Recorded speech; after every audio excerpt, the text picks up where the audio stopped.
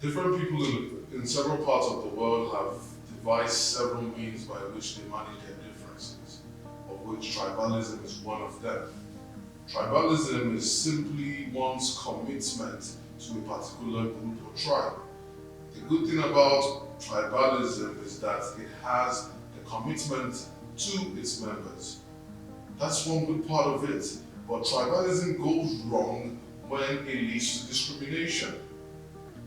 So the way forward with tribalism is if you can create a very sustainable structure that can handle it and manage it, or you totally wipe out the barriers, because that is all it creates: tribal barriers, language barriers, cultural barriers. I'll give you a big example.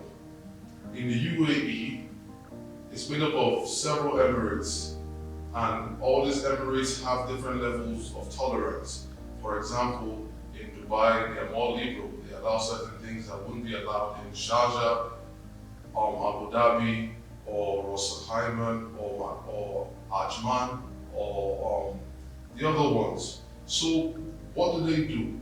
These people understand their boundaries, which everyone accords to, and also look for what they have in common, and they use it as a point of synergy and build a stronger force. For example, they have the same national football team, they have the same military, they have the same police force. So that is how you can structure tribalism in a way that we still maintain our culture, our traditions, and our practice, but yet are a member of a bigger group. Once you are able to structure tribalism properly, you create a bigger tribe, you create a hybrid of a tribe, you create a higher level of commitment and synergy from all the various tribes coming together.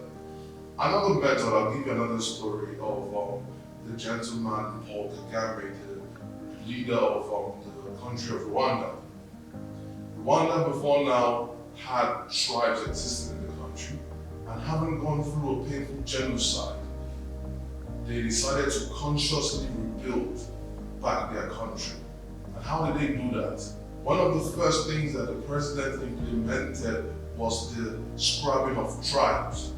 By doing that, he made everyone a Rwandan. If you go to Rwanda today, they will tell you that they are Rwandans. They don't start calling tribes and all those things.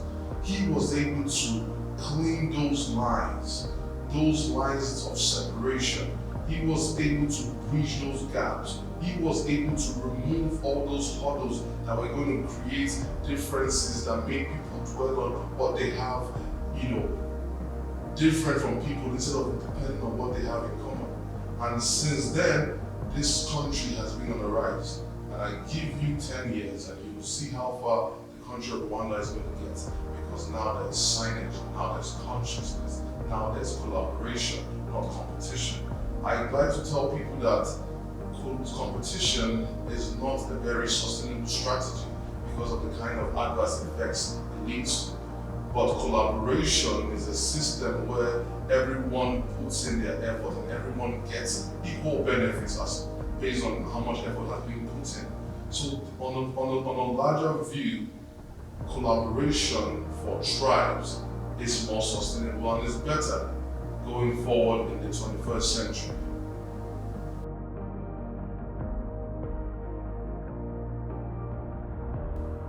My name is Powell Hart, from www.mrhart.